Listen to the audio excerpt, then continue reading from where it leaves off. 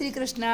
आज नवरात्र के उपलक्ष्य में हम ज्वाला माता की कहानी सुनेंगे कि ज्वाला माता की कैसी मान्यता होती है, कैसे पूजा जाता है। जय ज्वाला माता की जय हो।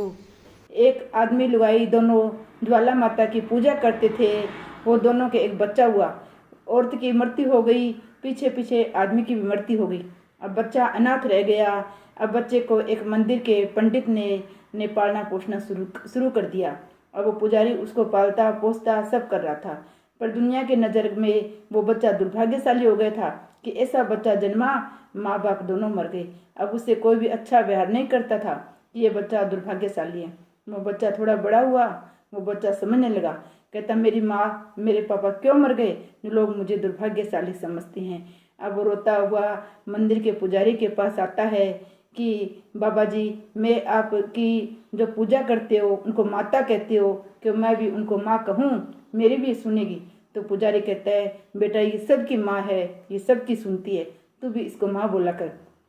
बच्चा ज्वाला माता की पूजा करने लगा और उनको माँ कहने लगा। जो जो बच्चा बड़ा हुआ, बच्चे की ज्वाला माता में खूब श्रद्धा हो गई।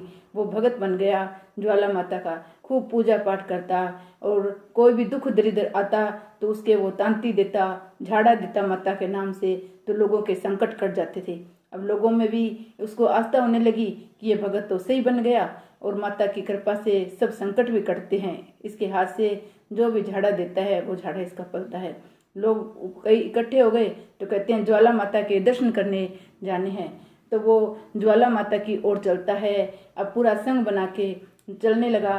तो चलते चलते पैदल जाते थे, उसमें कोई गाड़ी मोटर तो थी नहीं, वो पैदल चलने लगे संग। चलते चलते शहंशाह अकबर की नगरी आती है। शहंशाह अकबर के दूत उसे देखते हैं कि आदमी इकट्ठे होकर कहाँ जा रहे हैं। तो वो आकर बोलते आप कहाँ जा रहे हो। वो कहते हैं हम तो ज्वाला माता के दर्शन करने जा रहे हैं, हमें तो ज्वाला माता ने बुलाया है। तो शहंशाह के दूत कहते हैं पहले आपको हमारे राजा से मिलना होगा, हमारे शहंशाह से मिलो, उनके दर्शन करो, तभी आप आगे जा पाओगे। वो राजा के दूत उसको पकड़कर शहंशाह के पास ले जाते हैं। शहंशाह कहते हैं बोलो आप इकट्ठा होकर कहाँ जा रहे हो। वो कह रहे हैं हम तो ये पूरा संघ बनाया है, ज्वाला माता के दर्शन की ओर जा रहे हैं। तो शहंशाह कहते हैं ज्वाला माता क्या करती है। वो कहते हैं ज्वाला माता तो सब संकट कटती है, ज्वाला माता के दर्शन से ही चमत्कार होते हैं। शहंशाह कहते हैं मुझे चमत्कार दिखाओ तो मैं आपको आगे जाने दूंगा। अब वो बच्चा कहता है क्या चमत्कार दिखाए आपको, आप माता के भगत हो नहीं, अब साथ में चलो या पूजा के धाम हो वहाँ चमत्कार होते हैं। वो कहते हैं मुझे तो यही चमत्कार दिखाओ तो मैं मानूंगा कि ज्वाला माता सच्ची है। शहंशाह अकबर जिद कर लेता है। जिद में आके उसके घोड़े की गर्दन को धड़ से अलग कर देता है। कहता है ये धड़ घोड़े की जोड़ के दिखाओ, धड़ और गर्दन जुड़ जाएगी तो मानूंगा ज्वाला माता सच्ची है। अब उनको समस्या होती है। वो कहता है मुझे 1 महीने का समय दो, मैं 1 महीना में माता के दरबार पहुंच जाऊंगा और वहां जाके अरदास करूंगा। अगर ये गर्दन धड़ नहीं जुड़ी तो आप मुझे भी मरवा देना और माता को मत मानना। शहंशाह अकबर उसे 1 महीने का समय देता है कि आप माता के दरबार जाओ और जाके अरदास करो, देखते हैं आपकी माता सच्ची है क्या। अब वो सारा संग माता के दरबार पे पहुंचता है। वहाँ पे वो नहा धो के स्नान करके सारी रात जागरण करते हैं, पूजा करते हैं। तो माता को बोलते हैं माता आज 1 महीने का समय हो गया, उस घोड़े की गर्दन और धड़ जोड़ दो, शहंशाह अकबर मुझे मौत देगा। माता सुनती नहीं है। तो वो लड़का बोलता है कि मैं शहंशाह अकबर के हाथों से मरने से अच्छा माँ मैं तेरे दर पे ही मर जाऊँ। वो लड़का अपनी गर्दन काट के माता को भेंट चढ़ा देता है कि मैं माता की भेंट होके मर जाऊं, इससे अच्छा है। माता फट प्रगट होती है, उसको भी हाथ फेर के खड़ा कर देती है। वो कहता है माता मैंने तो आज शीश का बलिदान दे दिया, कलयुग में आने वाला कोई भी आपको मनाने के लिए शीश का बलिदान नहीं दे पाएगा। तो माता कहती है कलयुग में मेरे जो भी नारियल की बलि देगा, नारियल चढ़ाएगा तो वे उसकी भी अरदास पूरी करूंगी। नारियल चढ़ाने से भी माता खुश हो जाती है और उसका घोड़ा भी माता ठीक कर देती है। अब शहंशाह अकबर को पता चलता है, उसके दूत बताते हैं कि उन्होंने भी गर्दन काटी लड़के ने, तो वो भी ठीक हो गया और घोड़े की भी धड़ और गर्दन जुड़ गई है।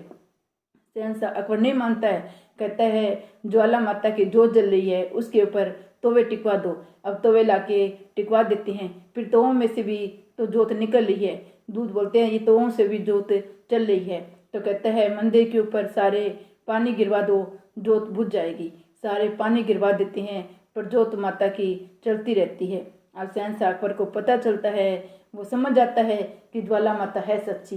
तो वो कहता है मैं भी ज्वाला माता के जाकर दर्शन करूंगा, वैसे चमत्कार करती है। तो अब मैं जा रहा हूँ, तो माता को भी पता चलना चाहिए कि शहंशाह अकबर आ रहा है, मैं से नहीं जाऊंगा।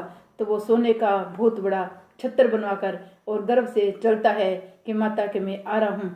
अब माता के दरबार में पहुँचता है। माता तो भक्तों की भेंट लेती है, प्रेम से दी हुई लेती है। शहंशाह अकबर तो गर्व से जाकर माता को दिखा रहा था कि शहंशाह आ रहा है, तो उसके हाथ से छत्र छूट जाता है और छूटते ही छत्र खंडित हो जाता है। अब खंडित हुआ छत्र तो माता को चढ़ नहीं सकता और उसकी सोने की जगह धातु ही अलग बदल जाती है, छत्र काला हो जाता है।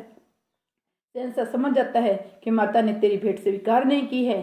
शहंशाह माता के पांव पकड़ लेता है कि माता मेरी गलती हो गई, मैंने तो सोचा ज्वाला माता में कोई शक्ति नहीं है, पर ज्वाला माता तो सच्ची है। आज भी ज्वाला माता के मंदिर में शहंशाह अकबर का खंडित छत्र वहाँ पे रखा हुआ है। ज्वाला माता ने शहंशाह को भी पर्चा दिया और उस लड़के को जो माता ने पर्चा दिया वैसा माता सबको देना। माता सबकी अरदास पूरी करती है। ज्वाला माता की जय।